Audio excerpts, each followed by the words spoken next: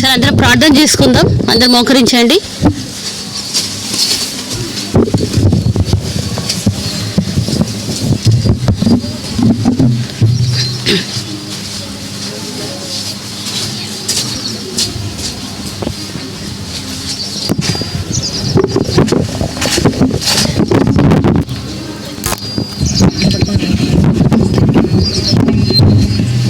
అందరు కళ్ళు మూసుకున్నారా?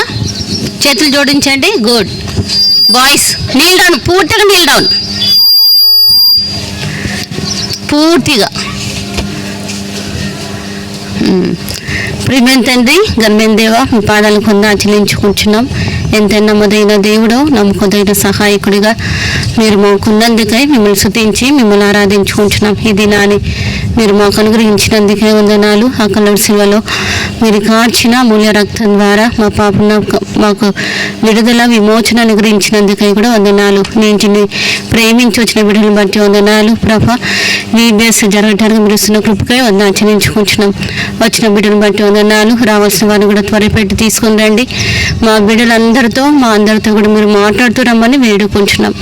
మీరే ఆది అంతముని నడిపించమని, ఎటువంటి డిస్టర్బెన్స్ లేకుండా నాయన నీ కృపను వేడుకుంటున్నాం. మీ సన్నిధి మాతో ఉంచమని, ప్రతి బిడ్డతో మీరు మాట్లాడుతూ రమ్మని కూడా వేడుకుంటూ యేసు ప్రభు నామమున అడిగి వేడుకుంటున్నాం తండ్రి. ఆమేన్.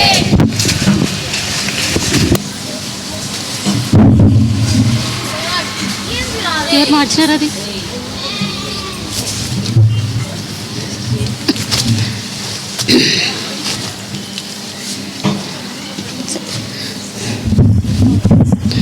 VBS ఫస్ట్ టైం వచ్చిన వాళ్ళు ఎవరైనా వచ్చినారు? ఫస్ట్ టైం మేము వచ్చినాం ఆంటీ అన్నవాళ్ళు చేతులు ఎత్తండి. ఫస్ట్ టైం వచ్చినాం. గుడ్, చేతులు ఎత్తాలి, పూర్తిగా ఎత్తండి పైకి. సరే, ఎవ్రీ ఇయర్ వచ్చే వాళ్ళు చేతులు ఎత్తండి. ఇట్లా ఇచ్చే ప్రతి సంవత్సరం వచ్చేవాళ్ళు. గుడ్, సరే. ప్రతి సంవత్సరం వచ్చే వాళ్ళు ఏం నేర్చుకున్నారు లాస్ట్ ఇయర్? మోషే గురించి. గుడ్, చాలా బాగా గుర్తుపెట్టుకున్నారు. సరే, ఈ ఇయర్ మనం ఎవరి గురించి నేర్చుకుంటామంటే జాషువా, యెహోషువ గురించి. సరేనా? ఈ మన థీమ్ ఏంటి? ఎవరికి గుర్తుకుందా? అంశం, ఈ సంవత్సరం యొక్క అంశం గట్టి చెప్పండి. రెఫరెన్స్ 24 అంతేనా? 24:15. గుడ్, సరే. యెహోషువ ఒక తీర్మానం చేస్తున్నాడు కదా. ఏమని తీర్మానం చేసుకున్నాడు అంటే, నేను నా ఇంటి వారందరిని ఎవరు సేవిస్తాం? యెహోవానే కదా, దేవుని సేవిస్తామని తను చెప్తూ వచ్చిన. సరే, మనం ఈ లెసన్స్ అన్నీ, మీ జూనియర్స్ లెసన్ అన్నీ జాషువా గురించి ఉంటాయి. సరేనా? ఎప్పుడైనా మీరు ఆలోచన చేసినారా ఎందుకు మోషే గురించి మనం చదువుతున్నాం, జాషువా గురించి, అబ్రహాం గురించి? ఎప్పుడైనా ఆలోచన వచ్చింది అట్లా? ఒక వ్యక్తుల జీవితాలని దేవుడు ఎందుకు బైబిల్లో రాసి ఉంచినాడు అనే ఆలోచన వచ్చిందా? మీరు బైబిల్ చదువుతూ ఉంటారు కదా, ఎంతమంది బైబిల్ చదివినారు ఈరోజు?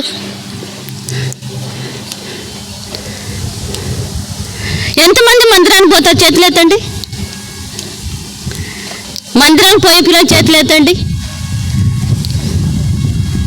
వెళ్తారు మీరు అందరూ? సరే, ఇప్పుడు బైబిల్ చదివిన వాళ్ళు చేతులు ఎత్తండి. బైబిల్ చదవలేదు, రోజు చదువుతారా? ఈరోజు చదవలేదా? రోజు చదువుతారా? రోజు బైబిల్ చదవాలి చేతులు ఎత్తండి. రోజు చదివేవాళ్ళు. ఎందుకు బైబిల్ చదవడం లేదు?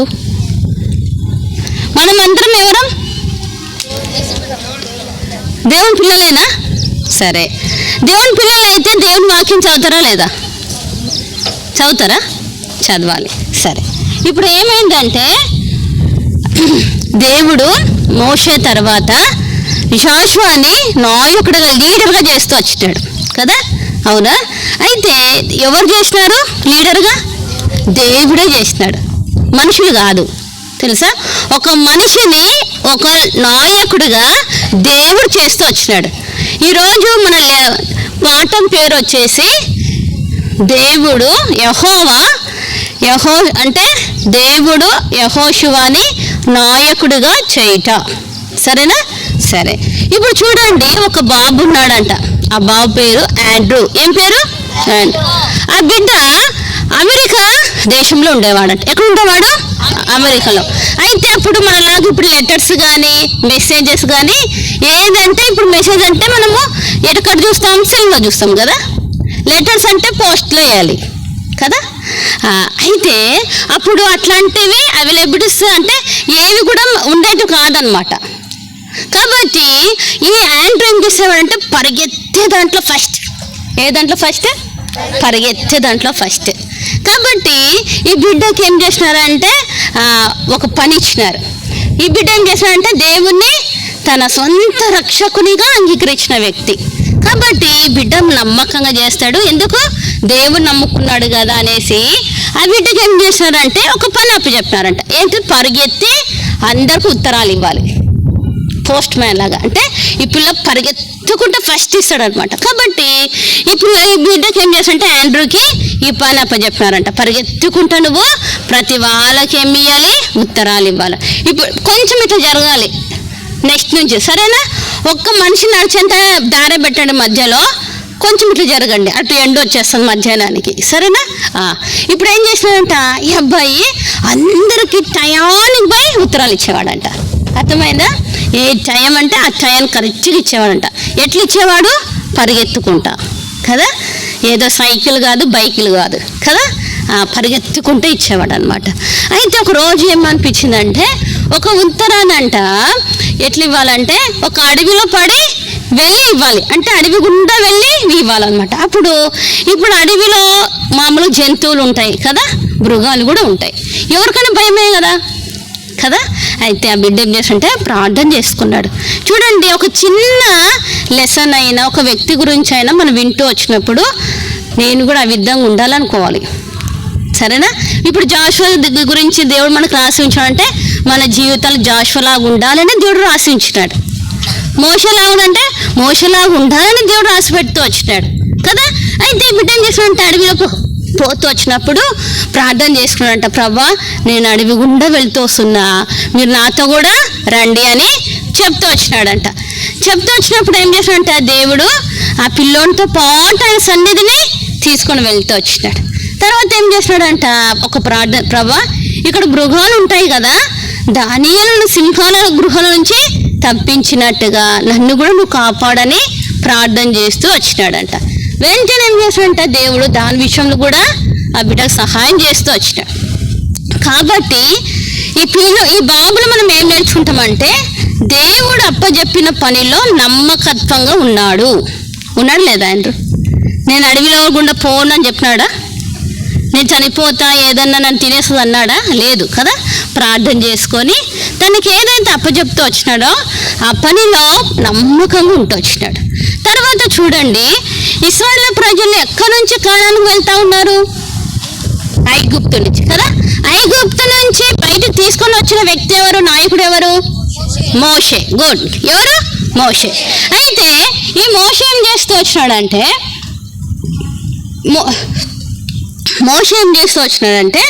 ఒక రోజు అంట దేవుడు ఒక మాట చెప్తూ వచ్చినాడు మోషేకి. ఏం చెప్తూ వచ్చినాడంటే, చూడు, దేవుడు ఏమన్నాడంటే, మోషే, నువ్వు ఇక్కడ నుంచి ఒక వ్యక్తిని మోషేని నువ్వేమంటాడంటే కానానులో ప్రవేశించు అని చెప్తాడు. ఇక్కడ చూడండి, ఇదేంటంటే మీకు అర్థం కావాలంటే ఇది ప్రత్యక్ష గుడారం. నేను పెట్టే ఈ పిక్చర్ ఏంటంటే ప్రత్యక్ష గుడారం. కదా. ఎవరు ప్రత్యక్ష గుడారాన్ని చేసింది? కట్టిది ఎవరు?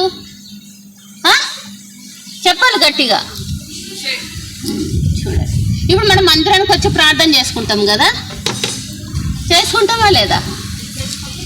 చేసుకుంటారా? వచ్చిన వెంటనే ఎంతమంది ప్రార్థన చేసినారు? ఇక్కడ కూడా తీసుకురావాల్సింది.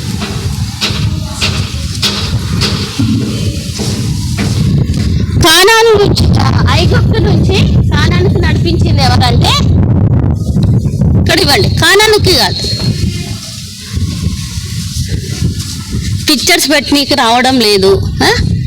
సరే, ఇక్కడ ఏం జరుగుతుందంటే దేవుడు ఒక మాట చెప్తాడు. ఎవరికంటే మోషేకి. ఏం చెప్తాడంటే, ఐగుప్తు నుంచి కానాన్లో నువ్వు ప్రవేశించలేవు కదా. ఎందుకు? మీరు వేసుకున్నారు కదా, లాస్ట్ నేర్చుకున్నారు. ఆయన ఒక పొరపాటు ఒక మాట అన్నందుకు కదా ఇశ్రాయేలు ప్రజల్ని దేవుడు ఏమంటాడంటే, నువ్వు కాదు ఇంకా నడిపించేది ఎవరు? జాషువా అని చెప్తాడు కదా. అప్పుడంట మోషే ఏం బాధపడాడు కానీ ఏమంటాడంట, ప్రార్థన చేస్తాడంట, ప్రభా నా తర్వాత ఒకవేళ నా తర్వాత నాయకుడిగా నువ్వు ఏర్పరచు కదా. నువ్వు ఎటువంటి దేవుడు అంటే మనుషుల ఆత్మను ఎరిగిన దేవుడు ఆయన. ఎటువంటి దేవుడు? ఒక మనిషి ఆత్మ కాదు, అందరు మనుషుల యొక్క ఆత్మను ఎరిగిన దేవుడని బైబిల్లో రాయబడుతూ వచ్చింది. కాబట్టి మోషే ఏం చేస్తాడంట, ప్రార్థన చేస్తాడంట. అక్కడ ప్రార్థన మోషే ఏం చేస్తున్నాడు, దేవునికి ప్రార్థన చేస్తూ ఉంటాడు, ప్రభా నేను ఇక్కడ నుంచి నా తర్వాత ఒక నాయకుడిగా నువ్వు ఒక వ్యక్తిని నియమించు అనేసి దేవునికి ప్రార్థన చేస్తూ ఉంటున్నాడంట. నాకు అనిపించింది, మోషే నేను కదా ఇంత కష్టపడి ఇశ్రాయేలు ప్రజలు ఐగుప్తు నుంచి కదా ఎన్నో వాళ్ళ నుంచి ఎన్నో తిప్పలు పడి ఉంటాడు కదా. ఎన్ని సంవత్సరాలు? 40 సంవత్సరాలు కదా. ఒక వ్యక్తి ఎంతమందిని నడిపించినాడు? 6 లక్షల కాలబలం కదా. అటు ఒక్క వ్యక్తి అంత జనాన్ని నడిపించినాడంటే ఎంత కష్టపడి ఉంటాడు. ఒక జస్ట్ మీరు ఒక ఫస్ట్ ఉదయం నుంచి సాయంకాలం మనం కంట్రోల్ చేయడానికి చేత కాదు. మాట్లాడొద్దంటే మాట్లాడతారు కదా. మనం ఎంత వయసు పెరిగినా మాట్లాడతాం, అవునా కదా. మౌనంగా ఉండంటే ఉండం. అయితే మోషే అంట ఎంతో, అందుకే సాత్వికుడు అని రాయబడుతూ వచ్చేది. ఇటువంటి ఈ వ్యక్తి ఏం చేస్తున్నాడంట, ఒక్క మాటకు దేవుడు పనిష్మెంట్ ఏంటంటే, నువ్వు కానాను కనులతో చూస్తావు కానీ దాంట్లో అడుగు పెట్టావు. ఏంది? నువ్వు కానాన్ని చూస్తావు కానీ దాంట్లో అడుగు పెట్టావు. అప్పుడు మోషే ఏం చేయాలి, ప్రభు నేను ఇంత కార్యం చేసినా కదా, నన్ను ఎందుకు ప్రవేశించవు దాంట్లో పోకూడదని చెప్తున్నావు ఏమని అన్నాడు? అట్లా ఏం అడగలేదు. దేవుడి మాటకి మోషే విధేయత చూపిస్తూ వచ్చినాడు కదా. అంతే. ఇప్పుడు ఏమని ప్రార్థన చేస్తున్నాడంటే, ప్రభా ఈ ఇశ్రాయేలు ప్రజల్ని కానానులోనికి నడిపించటానికి ఒక వ్యక్తిని నువ్వు నాయకునిగా చెయ్యి అని ప్రార్థన చేస్తూ వచ్చినప్పుడు దేవుడు ఏం చేస్తూ వచ్చినాడంట, ఆయన ప్రార్థన ఆలకించి దేవుడు వెంటనే మోషేకి జవాబు చెప్తూ వచ్చినాడంట. ఏమని చెప్తూ వచ్చినాడంటే, నువ్వు లేచి నీకు పరిచారకుడైన యెహోషువని నీ తర్వాత నాయకునిగా నియమించు. ఎవరు నియమించు? యెహోషువని. మోషేకి పరిచారకుడు ఎవరు? యెహోషువ కదా. ఇప్పుడు చూడండి, ఒక పనోడు ఒక యజమాని పోస్ట్ తీసుకుంటున్నాడు అంటే యజమానికి ఎట్లుంటుంది చెప్పండి? కోపం ఉంటుంది కదా, అవునా కదా. అయితే మోషే ఎంతో సంతోషపడినాడంట తెలుసా. నా పరిచారకుడు నా పోస్ట్ అంటే నేను ఏదైతే ఉన్నానో ఆ స్థానాన్ని తీసుకుంటున్నాడు అంటే సంతోషపడినాడంట తెలుసా. అది దేవుని పిల్లలకు కూడా లక్షణం కదా. ఇప్పుడు ఏం చేసినాడంటే వెంటనే యెహోషువను పిలిపించినాడు, తర్వాత ఎలియాజరును పిలిపించినాడు, తర్వాత ప్రజలందరూ కూడా ఇశ్రాయేలు ప్రజలందరూ కూడా తీసుకొని వచ్చినాడంట. తీసుకొని వచ్చి ఏం చేసినాడంటే యెహోషువని నాయకునిగా చేస్తా ఉంటున్నారు. ఎవరెవరు? మోషే కదా, తర్వాత ఎలియాజరు, యాజకుడైన ఎలియాజరు కదా. తెలుసా మీకు ఎలియాజరు ఎవరు? ఎలియాజరు ఎవరు తెలదా? అహరోను కుమారుడు కదా. నెక్స్ట్ పెట్టి నేను అది తీయక ముందుకు పోతుంది.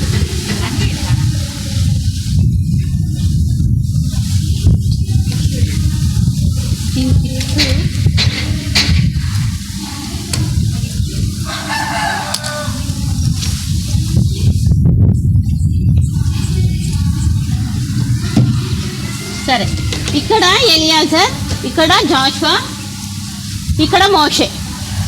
సరేనా? ఫస్ట్ పిక్చర్లో ఏం చేసినాము? మోషే ప్రార్థన చేసేది ఫస్ట్ పిక్చర్. ఎవరి కోసం ప్రార్థన చేస్తాడు? ఇశ్రాయేలు ప్రజలకి నా తర్వాత నాయకుడు ఎవరు ప్రభా అని దేవుణ్ణి అడుగుతా ఉన్నాడు ప్రార్థనలో. అప్పుడు దేవుడు జవాబుగా ఏమంటున్నాడంటే, నీవు నీ పరిచారకుడైన యెహోషువని నాకు నాయకుడిగా నియమించున్నప్పుడు ఏం చేశాడంట? జాషువా, ఎలియాజర్, తర్వాత మోషే వీళ్ళిద్దరూ కలిసి ఏం చేస్తారు? జాషువాని నాయకుడిగా దేవుని సన్నిధిలో వాళ్ళు ప్రత్యక్ష గుడారం దగ్గర ఆయనని నాయకుడిగా చేస్తూ ఉంటాడు. ఈయన ఎటువంటి వాడంట? జాషువా చాలా తగ్గించుకునే మనసు, తెలుసా? ఇప్పుడు పరిచయం చేయాలంటే ఎటువంటి మనసు ఉంటే చేయగలుగుతాం? ఎటువంటి మనసు ఉంటే కదా? మంచి మనసు ఉంటే చేయగలుగుతాం. గుడ్. ఇంకోటి ఏంటంటే మోషే ఏది చెప్తే చేసేవాడు కదా. మోషేకి పరిచయం చేసే వాడు ఎవరంటే యెహోషువ. ఇప్పుడు ఏం చేస్తున్నారంట? వీళ్ళిద్దరు యెహోషువని ఏం చేస్తున్నారంట? దేవుని సన్నిధిలో నాయకుడిగా నియమిస్తూ వచ్చినారు. తర్వాత ఏం చేస్తూ వచ్చినారంటే, అంత మాత్రం కాదు కానీ జాషువా వచ్చాడంటే ఒక మంచి సమాచారం తెచ్చినాడు. ఏమని తెచ్చినాడు చెప్పండి? 10 మందిని వేగ చున్నీకి పంపుతూ వచ్చినప్పుడు ఇద్దరు మంచిని చెప్తారు కదా. ఎవరెవరు చెప్తారు? యెహోషువ, కాలేబ్ కదా. 10 మంది ఏం చెప్తారు? చెడ్డ సమాచారం. అంటే మేము పోలేము, మనము అక్కడికి ప్రవేశించలేము, అక్కడ మనుషులు చాలా పెద్దగా ఉంటారు, హైట్గా ఉంటారు, బలంగా ఉంటారు కదా అని భయపడతారు మనుషులను చూసి. అయితే వీళ్ళు ఏమంటారు తెలుసా? జాషువా అండ్ కాలేబ్ కదా ఏమంటారు? మన దేవుడు అంతకంటే గొప్పవాడు, ఆ ప్రాంతాన్ని మనకి ఇస్తాడని చెప్తా వస్తాడు కదా. కాబట్టి ఈ జాషువా అంట ఎంతో మంచివాడు, అంత మాత్రం కాదు కానీ దేవుని బట్టి ఎంతో నమ్మకమైన పరిచారకుడు అనమాట. కాబట్టి వీళ్ళిద్దరు ఏం చేశారంటే నాయకుడిగా నియమిస్తూ వచ్చినారు. తర్వాత ఈయనని ధైర్యపరుస్తూ వచ్చినారంట. ఏమని తెలుసా? నిబ్బరం కలిగి ధైర్యంగా ఉండేవి. మీరు అందుకే జాషువా ఫస్ట్ చాప్టర్ చదవమని చెప్తూ వచ్చినారు కదా. ఏమని అంటారంటే, భయపడకుము, జడియకుము, నీ దేవుడైన యెహోవా నీ మార్గం అంతటిలో నీతో కూడా వచ్చును కదా. మనం ఎప్పుడైనా కానీ ఏం తెచ్చుకోవాలంటే ధైర్యం తెచ్చుకోవాలి. భయపడేటప్పుడు భయపడే పరిస్థితి వచ్చినప్పుడు మనం ఏం చేయాలంటే ప్రార్థన చేస్తున్నాను. ప్రభా నాడు జాషువాకు నువ్వు వాగ్దానం చేస్తూ వచ్చినావు కదా, ఏమని? నీ మార్గం అంతటిలో నేను నీకు తోడుగా ఉంటానని చెప్తూ వచ్చినావు కదా, నువ్వు కూడా మాకి తోడుగా ఉండని చెప్పొచ్చు అనమాట, ప్రార్థన చేయొచ్చు. తర్వాత ఇప్పుడు ఏం చేస్తున్నాడంటే, ఇంకా అంత మాత్రం కాదు, దేవుడు జాషువానే నాయకుడిగా చేస్తూ వచ్చినాడు. ఫస్ట్ వన్ ఏంటి? మోషేకు బదులుగా యెహోషువని నాయకుడిగా చేయుట.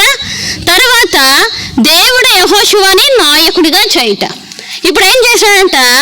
దేవుడు ఏమని చెప్తూ వచ్చినాడంటే, నువ్వు భయపడద్దు. నువ్వేం చేయాలా? ఇశ్రాయేలు ప్రజలు ఐగుప్తు నుంచి కానానుకి, ఐగుప్తు నుంచి బయలుదేరింది ఎవరు? మోషే ద్వారా. 40 సంవత్సరాలు వారు అవిశ్వాసాన్ని బట్టంట అక్కడక్కడ తిరుగుతూ వచ్చారు. 40 రోజులు పోవాల్సిన వారు 40 సంవత్సరాలు బయలారు. తెలుసా ఎందుకు? అవిశ్వాసం, అవిధేయత, సనుగులు, గొనుగులు కదా. మనుషులున్న ఈ లక్షణాలను బట్టి వాళ్ళు ఏం చేశారంట 40 సంవత్సరాలు అక్కడక్కడే తిరుగుతూ వచ్చినారు, సేమ్ రూట్లోనే కదా. అయితే ఇప్పుడు ఏం చేశాడంట? జాషువాని దేవుడు నాయకుడిగా ధైర్యపరుస్తూ వచ్చినాడంట. ఏమని? భయపడొద్దు కదా, జడియొద్దు, నీ దేవుడు యెహోవా నీతోనే ఉంటాడని ఆయన వాగ్దానాల ద్వారా ధైర్యపరుస్తూ వచ్చినాడు. ఇంకేమంటాడు తెలుసా? నిన్ను విడువను ఎడబాయను. ఎవరికైనా వచ్చిందో వాగ్దానం? నిన్ను విడువను ఎడబాయనని. దేవుడు ఏమంటున్నాడంట? యెహోషువతో చెప్పిన మాట వాగ్దానం దేవుడు మనతో కూడా చెప్తున్నాడు. ఏమని? నిన్ను విడువను ఎడబాయ. చేతులు కట్టండి అందరూ. నిన్ను విడువను ఎడబాయనని చెప్తా ఉంటాడు. ఇంకేమంటాడు అంటే, నా ధర్మశాస్త్రాన్ని దివారాత్రులు నువ్వు ధ్యానిస్తే నువ్వు వర్ధిల్లుతావు కదా. అందుకే మనము జాషువాలో ఏం నేర్చుకుంటాం తెలుసా? ధర్మశాస్త్రాన్ని ఎంతో ప్రేమించిన వ్యక్తి, ఎంతో ధ్యానించిన వ్యక్తి, బోధించిన వ్యక్తి కూడా జాషువా. అర్థమైందా? అందుకే చూడండి, హిందువులకు ఏముంటుంది? ఖురాన్ ఉంటుంది. ఏముంటుంది హిందువులకి? భగవద్గీత కదా. ఖురాన్ ముస్లిమ్స్కి ఉంటుంది. వాళ్ళు ఎట్లా చదువుతారో మీరు చూసినారు ఎప్పుడైనా? నేను చిన్నప్పుడు కొన్ని అబ్జర్వ్ చేసిన. ఏంటంటే మా వీధిలో ఇట్లా ముస్లిమ్స్ పిల్లలు పోయేటప్పుడు ఫస్ట్ మంచిగా అంతా కవర్ చేసుకుంటారు చున్నీతో. అర్థమైందా? వాళ్ళు ముస్లిమ్స్ బుక్స్ కూడా అవి ఏం చేస్తారు తెలుసా? ఇట్లా క్లాత్లో కప్పుకొని పోతారు. బయట వాళ్ళు కూడా చూడకూడదు వాళ్ళ బుక్స్ని. అంత పవిత్రంగా కదా, అంత దాచిపెట్టుకొని తీసుకొని పోయేవాళ్ళు. చిన్న చిన్న బుక్స్ కూడా, ఖురాన్ కూడా కాదు. మరి వాళ్ళు ఏం చేస్తారు తెలుసా? ఇట్లా పైన ఖురాన్ని మనం ఏం చేస్తుంటే బైబిల్ కింద పెట్టేస్తాం కదా. అర్థమైందా? వాళ్ళు ఏం చేస్తారంటే ఇట్లా ఎత్తు చెక్క మీద ఖురాన్ పెట్టి చదువుకుంటాం. మనం ఏం చేస్తాం? మనం కాలక్కడ బైబిల్ పడేస్తాం కదా. మళ్ళీ ఏం చేస్తాం? పరిశుద్ధ గ్రంథం అని చెప్తాం. పరిశుద్ధ గ్రంథాన్ని ఎంత గౌరవించాలి మనం? దేవుడు 66 పుస్తకాలు మనకి ఇచ్చినాడు. ఎవరు తర్జుమా చేసింది బైబిల్ని? విలియం కేరీ కదా. ఆయన విలియం కేరీ జీవితం ఎప్పుడైనా చదివినారా? మీరు సెల్లో చూస్తూ ఉంటారు కదా అన్నీ. ఒకసారి చూడండి ఎంత కష్టపడి బైబిల్ తర్జుమా చేసినాడో కదా. 66 పుస్తకాలు ఊక రాలే మనకి. అది మన భాషలో ఊక రాలే. ఎంతో క్రయం ఉంది, కన్నీరు ఉంది, ప్రయాస ఉంది తెలుసా. ఎంతో మంది ప్రయాసపడితేనే బైబిల్ మన చేతికి వచ్చింది. అందుకే దేవుడు అంటున్నాడు, నువ్వు ధర్మశాస్త్రం వల్ల దివారాత్రులు చదవాలా కదా. కీర్తన 1వ అధ్యాయం అంతా ఏముంటుంది? నువ్వు ధర్మశాస్త్రాన్ని ఆనందించి చదివితే ఎట్లుంటావు? నీటి కాలువ ఎవరైనా నాటుబడినా ఎట్లుంటావు? చెట్టు వలే ఉంటావు. నీళ్ళు ప్రవహించే దగ్గర నీళ్ళు చెట్టు ఎట్టుంటుంది? ఎప్పుడు గ్రీన్గా ఉంటుంది. వాడిపోయి ఎండిపోయి ఉంటుందా? మనం కూడా బైబిల్ చదివితే మన మొక్కలు కూడా వికసిస్తాయి. మనం బైబిల్ మనం చదవకుండా వాడిపోయిన మొక్కలు. నువ్వు ఎంత ఏదైనా పూసుకో ఏం రాదు. అర్థమైందా? నువ్వు ఏదైనా రాసుకో, నీ ముఖం ఎట్టుంటుంది? వాడిపోయిన ముఖమే ఉంటుంది. ఆత్మమైన సౌందర్యం లోపల నుంచి రావాలా. ఏదో బయట నుంచి ఏది పూసుకున్నా కానీ వేస్టే. అర్థమైందా? అందుకే జాషువాకి దేవుడు ఏం చెప్తున్నా అంటే, నీ ధర్మశాస్త్రం దివారాత్రి చదవాలా. రాత్రి చదివితే ఉదయం చదవం, ఉదయం చదివితే రాత్రి చదవం మనం కదా. అది మన లైఫ్ కదా. అయితే దేవుడు అంటున్నాడు యెహోషువకి, దివారాత్రులు నీ వాక్యం చదివితే నువ్వేం చేస్తావు? వర్ధిల్లుతావు కదా. మనం వర్ధిల్లాలి, మనం బాగుపడాలి, ఆశీర్వదింపబడాలంటే బైబిల్ బాగా చదవాలి. వాక్యాన్ని పక్కకు పెట్టాలి. ఇది ఆఫీస్ కాదు. అర్థమైందా? కాబట్టి దేవుడు ఏమంటున్నాడు అంటే, ధర్మశాస్త్రాన్ని దివారాత్రులు ధ్యానించాలని ఎవరు చెప్తాడు? జాషువాకు చెప్తా ఉంటాడు. ఇంకెంత తెలుసా? మనము బాధతో, కోపంతో అట్లా కాదు బైబిల్ చదవాల్సింది. ప్రేమతో చదవాలి, ఆనందిస్తూ చదవాలి. ఇప్పుడు మనకి ఇష్టమైన భోజనం ఎంత రుచించి ఆనందించుకుంటా నవ్వుకుంటూ తింటారు కదా. అబ్బాయి ఎంత బాగుంది అని తింటాం కదా. అవునా లేదా? ఓపెన్గా మాట్లాడదాం. ఎంత రుచిగా ఉన్నదని ఎంతో సంతోషంగా తింటాం, నవ్వుకుంటూ తింటాం కదా. అట్లా దేవుని వాక్యాన్ని సంతోషంగా చదవాల. ఇంకా ఇన్ని వచనాలు ఉన్నాయి దీంట్లో, 10 అనుకున్నానే, 40 వచనాలు ఉన్నాయి. ఎట్లా చదవాలా అట్లా అనుకోకూడదు. అర్థమైందా? ఎట్లా చదవాలి బైబిల్ని? సంతోషంగా, ఆనందంగా. ప్రభు ఈ వాక్యం ద్వారా నాతో మాట్లాడు నాయన. ఈ పుస్తకం నా దగ్గరకు వచ్చిందంటే పరిశుద్ధ గ్రంథం, ఎంతో మంది క్రయం ఉంది కదా, ప్రాణాలు పోగొట్టుకున్నారు కదా. నువ్వు ఈరోజు నా చేతికి ఇచ్చినావు ప్రభు అని సంతోషంతో, ఆనందంతో చదవాలా. అర్థమైందా? సరే. ఇప్పుడు ఇంకేం చేసాడంట? అప్పుడు ధర్మశాస్త్రం అంటే ఎన్ని పుస్తకాలను కలిపి ధర్మశాస్త్రం అంటారు? ఎన్ని పుస్తకాలు? 5. ఏ పుస్తకాలు చెప్పాలి? ద్వితీయోపదేశకాండం. ఇవి ఎవరు రాస్తారు? మోషే. కరెక్ట్, గట్టి చెప్పు. ఎవరు? మోషే. ఈ 5 పుస్తకాలు ఎవరు రాసినారు? మోషే. చూడండి, పాత నిబంధన కాలం అప్పుడంతా ధర్మశాస్త్రం మాత్రమే ఉంది, 5 పుస్తకాలే. కానీ వాళ్ళు ఎంత ప్రేమతో చదివినారో తెలుసా? ధర్మశాస్త్రాన్ని ఎంతగా పాటించారో తెలుసా? ఎంత దాంట్లో ఉన్నవన్నీ వాళ్ళు నడుచుకుంటూ వచ్చినారు వాక్యానికి అనుగుణంగా. అర్థమైందా? సరే, ఈ 5 పుస్తకాలు దేవుడు యెహోషువకి ఇస్తూ వచ్చాడు. ఎట్లా చదవాలి? ప్రేమతో, సంతోషంతో చదవాలా? ఎప్పుడెప్పుడు చదవాలి? దివారాత్రులు చదవాలా. అప్పుడు మనం ఏమవుతాం? వర్ధిల్లుతాం. ఏదో బిజినెస్ పెట్టి ఇతరులను మోసం చేసి వర్ధిల్లేదు కాదు. అర్థమైందా? దేవుని వాక్యం ద్వారా మనము వర్ధిల్లాలి. సరే, ఇప్పుడు ఏం చెప్తాడంటే దేవుడు ఒక ఆజ్ఞ ఇచ్చినంటే యెహోషువకి ఏమన్నంటే, ఇంకా నువ్వు ఏం చేయాలంటే 3 రోజుల్లో నువ్వేం కావాలంటే యోర్దాను దాటాలి. అందుకే నువ్వు ఆహారాన్ని సిద్ధపరచుకోవాలి. ఇప్పుడు నాయకుడికి ఎంత బాధ్యత ఉంటుంది ఆలోచన చేయండి కదా. వాళ్ళు అడిగినది ఇవ్వాలి కదా, ఏదైనా అక్కరుగుంటే ఇవ్వాలి. యుద్ధం చేయంటే మామూలుగానా? ఒక వ్యక్తి 10 మందిని కొట్టవచ్చు బాయ్స్ కదా. ఒక రాజ్యాన్ని జయించాలంటే ఎంత బలం కావాలి? అవునా కదా. చూడండి, యుద్ధాలు చేయాలి ఇప్పుడు నుంచి. ఎవరు? జాషువా. శత్రు రాజ్యాలన్నీ ఆక్రమించుకోవాలంటే, ఆక్యుపై చేసుకోవాలంటే పోయి మాకు ఇవ్వండి అని అడిగేది కాదు, యుద్ధాల ద్వారానే జయించాలి కదా. అందుకే దేవుడు ఏమంటాడంటే, ఏ మనిషి నీ ఎదుట విజయం పొందాడు. దేవుడు యెహోషువకి ఇచ్చిన వాగ్దానం అది. ఏ వ్యక్తి కూడా నీ ఎదుట విజయం పొందాడు. కాబట్టి నువ్వేం చేయాలి? యుద్ధం చేయాలా. యుద్ధం కావాలంటే ఏం కావాలా? ఫస్ట్ ధైర్యం కావాలా కదా. మనుషులని ఏదైనా చేయాలంటే మనకేం కావాలా? ధైర్యం కావాలి. కాబట్టి యెహోషువ ఏం చెప్తాడు? దేవుడు ఏమనంటే, నువ్వు ధైర్యముగా ఉండుము, జడియకుము కదా, భయపడుకుము. ఈ మాటలే యెహోషువని ధైర్యపరుస్తూ వచ్చినాయి. అంత మాత్రం కాదు కానీ మోషే కూడా బలపరిచింటాడు అనమాట, నువ్వు ధైర్యంగా ఉండు. తర్వాత దేవుడు కూడా యెహోషువని ధైర్యపరుస్తూ వచ్చినాడు. తర్వాత ప్రజలు కూడా ఏమన్నారంటే, నువ్వు ధైర్యంగా ఉండు, నీతో పాటు నీ దేవుడు ఉంటాడని ఇశ్రాయేలు ప్రజలు కూడా యెహోషువని ధైర్యపరుస్తూ, మొదటిగా దేవుడు ధైర్యపరిచాడు, మోషే ధైర్యపరిచినాడు, దేవుడు ధైర్యపరిచినాడు. తర్వాత ఇశ్రాయేలు ప్రజలు కూడా ధైర్యపరుస్తూ వచ్చినాడు అనమాట. ఇప్పుడు చూడండి, ఇప్పుడు కుటుంబంలో తండ్రి ఉన్నాడు అనుకో, తండ్రికి ఎంత గొప్ప బాధ్యత ఉంటుంది కదా. ఇంట్లోకి అన్ని తీసుకురావాలా, పిల్లలు చూసుకోవాలి, వాళ్ళకి చదువులు చెప్పాలి, వాళ్ళకి ఏదైనా అవసరం ఉంటే వాళ్ళకి ఇవ్వాలి కదా. ఇప్పుడు 6 లక్షల కాలువం ఉన్న ప్రజలకి యెహోషువ అన్నీ చూసుకోవాలి.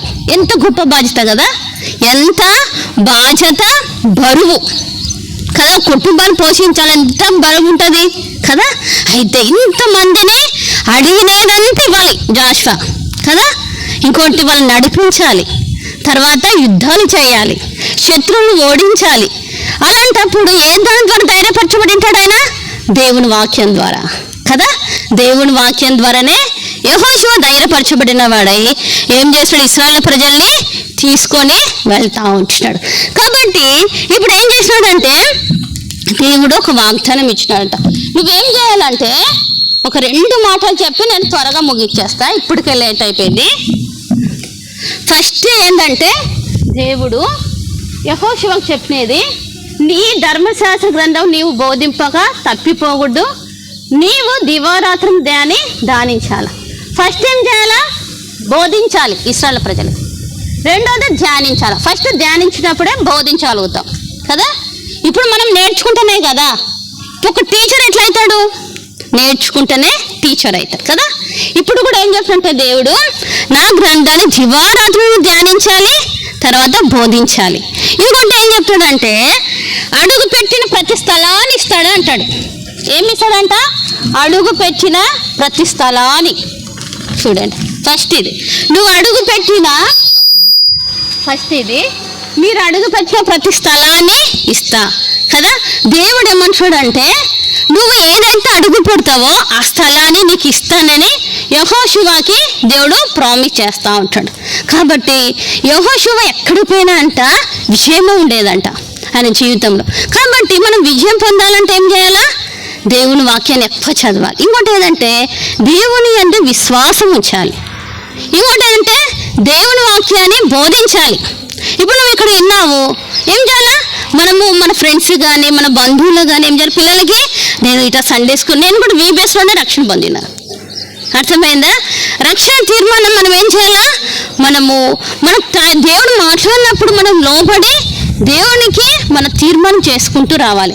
కాబట్టి దేవుడు 2 విషయాలని యెహోషువకు చెప్తూ వచ్చినాడు. మీరు అడుగు పెట్టు ప్రతి స్థలాన్ని నీకు ఇస్తా అన్నాడు. రెండేదంటే ఈ ధర్మశాస్త్ర గ్రంథమును నువ్వు బోధింపగా తప్పిపోకూడదు, తర్వాత దాన్ని ధ్యానించాలి. ఎప్పుడు? దివారాత్రులు. మనం కూడా ఒక తీర్మానం చేసుకోవాలి, ప్రభువా నీ వాక్యాన్ని ఉదయము రాత్రి తప్పకుండా నేను చదువుతా. అర్థమైందా? యెహోషువ మనం చదివిన దానింటే ఆయన ధర్మశాస్త్రం గురించి, వాక్యాన్ని గురించి ఎక్కువ ఉంటుంది. కాబట్టి ఈ 2 మాటల్ని యెహోషువకి దేవుడు చెప్తా ఉంటున్నాడు. చూడండి ఒక వాక్యం అందరూ చూడండి, రోమా 3:23.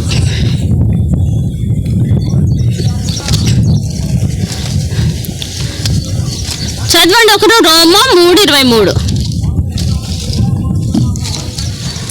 గట్టి చదవాలి.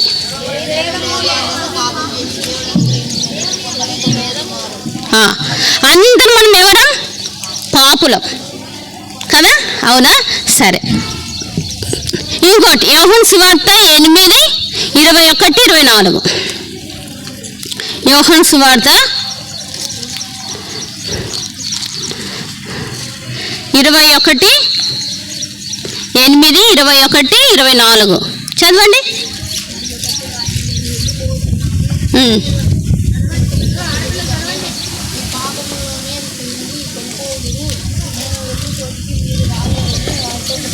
తర్వాత 24.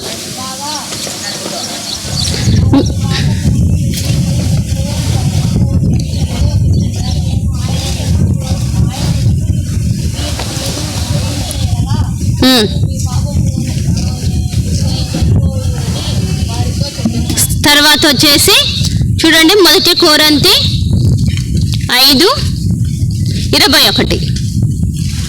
1 కొరింథీ 5:21 చదవండి. ఏమి లేదు, ఓకే. 2 కొరింథీ 5:21.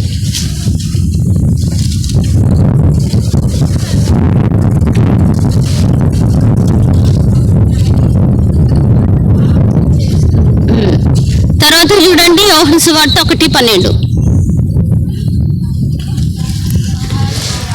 1:12 ఆయన చదవండి, తను ఎందరు అంగీకరించిరో వారందరికీ, అనగా తన నామమందు విశ్వాసం ఉంచిన వారికి దేవుని పిల్లలగుటకు ఆయన అధికారము అనుగ్రహించెను. కాబట్టి మనం ఏం చేయాలా, పాపులమని ఎరగాల. పాపం వల్ల వచ్చే జీతం ఏంది? మరణం కదా. మనం మరణిస్తాం, మనం ఒకసారి లేస్తామా? ఒకసారి నరకానికి పోతే మనం తిరిగి వస్తామా? వస్తారా? ఇంకొక దారి ఉందా? లేదు కదా. కాబట్టి ఏం చేయాలా, రక్షణ తీర్మానం చేసుకోవాలా. ఇప్పుడు చూడండి, ఇప్పుడు ఏం జరుగుతుందో మనకు తెలియదు. నెక్స్ట్ గంటకి ఏం జరుగుతుందో మనం చెప్పగలుగుతామా? ఫలానా జరుగుతుందా అంటే అని చెప్తారా? చెప్పలేము కదా.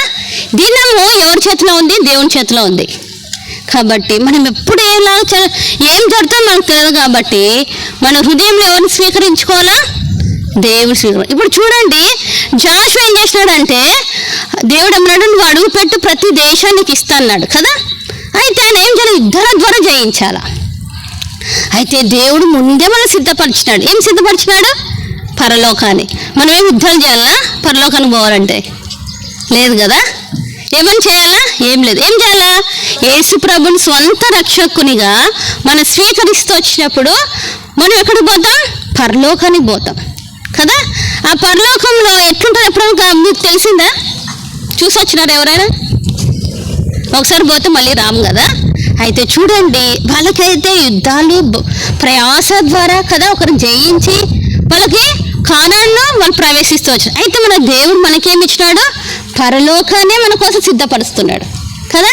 ఇంకేం చేసినట్ట మన కోసం ఇల్లు కూడా కడుతున్నాడంట కదా. ఎంత గొప్ప దేవుడు కదా. కాబట్టి మనం తీర్మానం చేసుకోవాలి, ప్రభా నువ్వు నా కోసం మరణించినావు కదా, నా పాపం గురించి నువ్వు మరణించినావు. ఆయన ఇంకేం చేసినాడు? సమాధి చేయబడుతూ వచ్చినాడు, తిరిగి లేచినాడు, మళ్ళీ ఏం చేసినాడు? తిరిగి వెళ్ళాడు పరలోకానికి కదా. మళ్ళీ ఏం చేసినాడు? ఆయన తిరిగి వస్తాడు ఒక రోజు అవునా? తిరిగి వస్తాడు. కాబట్టి ఇంకా మీరు కొత్తగా వచ్చినా పర్వాలేదు, వచ్చి ఒక ఖాళీగా వెళ్ళిపోతున్నారా ఇంత దాకా, అయితే ఈరోజు ఒక తీర్మానం చేసుకోవాలి. ప్రభువా, నువ్వు జాషువాని ఒక లీడర్గా చేసినావు కదా, మోషే గురించి బైబిల్లో రాసిపెట్టినావు, జాషువా గురించి రాసిపెట్టు వచ్చినావు, వీళ్ళందరి జీవితాల ద్వారా నేను ఏం నేర్చుకోవాలి కదా అని మనం ప్రార్థన చేసుకోవాలి. వాళ్ళు ఏం చేశారంటే దేవునికి ఫస్ట్ ప్రిఫరెన్స్ ఇచ్చినారు, ఫస్ట్ స్థానం ఇచ్చినారు కదా. దేవుడు ఏదైతే చెప్తూ వచ్చినారో దానికి లోబడుతూ వచ్చినారు, చేస్తూ వచ్చినారు, బోధిస్తూ వచ్చినారు, ఇశ్రాయేలు ప్రజల్ని నడిపిస్తూ వచ్చినారు కదా. కాబట్టి మన జీవితాలు ప్రభు నన్ను కూడా జాషువలా నేను కూడా అనేకులను నీ మార్గంలో నడిపిస్తా కదా, నేను కూడా అనేకులను నీ మార్గంలో నడిపిస్తా ప్రభా. అనేకులకు నీ వాక్యాన్ని కూడా నేను ఏం చేయాలా, దివారాత్రులు ధ్యానించి ఇతరులకు బోధిస్తా.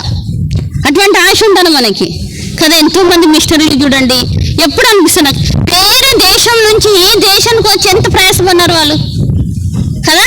వాళ్ళ పిల్లలు పోగొట్టుకుంటారు, భార్యలు చనిపోతారు కదా, తిన్నీక లేకుండా కదా, దేవుని కోసం ఎంతో సేవ చేస్తూ వచ్చినారు. కాబట్టి కూడా మనము ఏం చేయాలంటే వీళ్ళందరి జీవితాల ద్వారా మనం మార్చబడి ఏం కావాలి, అనేకులని దేవుని మార్గంలో నడిపించే వాళ్ళంగా ఉండాలి. సరేనా? అందరూ కళ్ళు మూసుకొని ప్రార్థన చేసుకుందాం.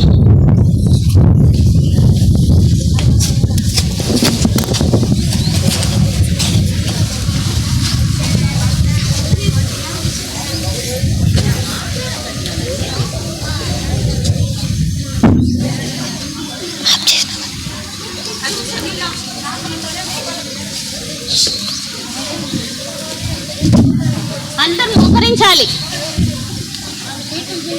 చూడు, మీరు కేజీ పిల్లలు కాదు కదా, జూనియర్స్ అంటే మంచి అవగాహన వచ్చింది మీకు. సీనియర్స్ అయితే లోబడరు, కేజీ పిల్లలకు అర్థం కాదు. మీకు రెండు అవుతాయి, మౌనంగా ఉండవచ్చు, అర్థం చేసుకోవచ్చు కదా. మంచి పిల్లలు. సరే, అందరు మోకరించండి.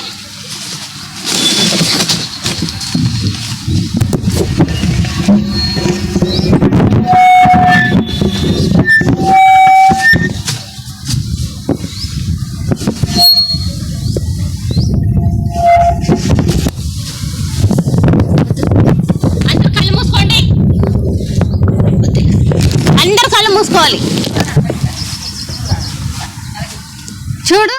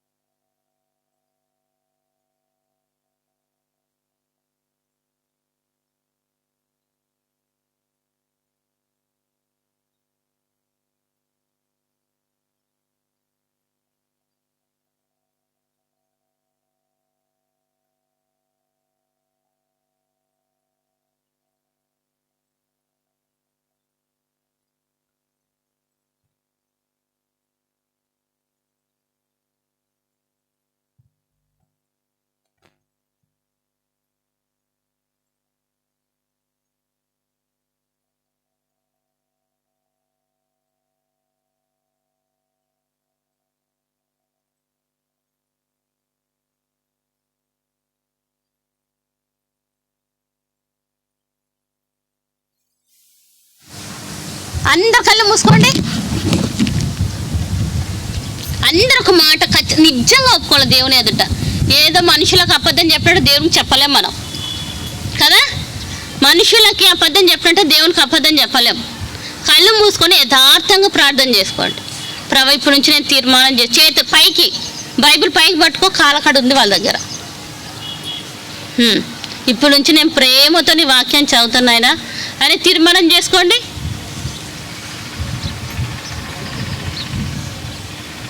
సరే, ప్రార్థన చేసుకుందాం. ప్రియమైన తండ్రి, ఘనమైన దేవా, మీ పాదాలు వందనాచరించుకుంటున్నాం. మా దేవుడిగా, మా రక్షకుడిగా మీరు మాకున్నందుకై వందనాచరించుకుంటున్నాం. ప్రభా, నిజమే మీరు జాషువాని మీరు నాయకుడిగా చేయగలుగుతూ వచ్చినారు.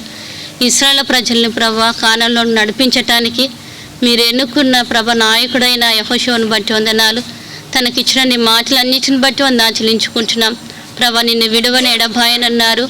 భయపడకుము, దిగులు పడకుము, జడియకుము, నీ దేవుడనే యెహోవా నీతో వచ్చినన్నా. నీ మాటను బట్టి వందనాలు. నీవు అడుగుపెట్టి ప్రతి స్థలాన్ని ఇస్తానన్నారు ప్రభా. నీ వాక్యాన్ని ప్రేమతో ధ్యానించటానికి, ఇతరులకు బోధించే వారంగా మనల్ని మీరు చేస్తురమ్మని వేడుకుంటున్నాం. మా బిడ్డలందరూ మీరు జ్ఞాపకం చేసుకుంటారండి. ఎటువంటి మనసుతో వచ్చినప్పుడు కూడా ప్రభా నీ వాక్యం వినే మనసు నా బిడ్డలకు మీరు అనుగ్రహించమని వేడుకుంటున్నాం. ఎవరైతే నీ సన్నిధిలో యథార్థంగా ప్రార్థించగలుగుతూ వచ్చినారో నీ వాక్యాన్ని ప్రేమించి చదువుతామని చేసుకున్న తీర్మానం బట్టి వందనాలు చెల్లించుకుంటున్నాం. ప్రభా మీరే కనికరించండి.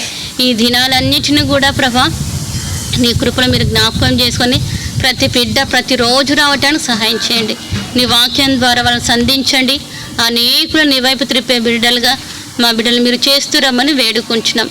మా దేవుడిగా మీరు మాకున్నందుకే మరొకసారి మిమ్మల్ని స్తుతించుకుంటూ ప్రభా ఏదైతే నేను సరిగా చేయలేకపోతున్నానని మీ పాలెద్ద పరిచర్య ఒప్పుకుంటున్నాను ఆయన, దయతో నన్ను క్షమించండి. నీ బిడ్డలకు మీరు బోధిస్తురమ్మని వేడుకుంటూ యేసు ప్రభు నామమున అడిగి వేడుకుంటున్నాం తండ్రి. ఆమేన్.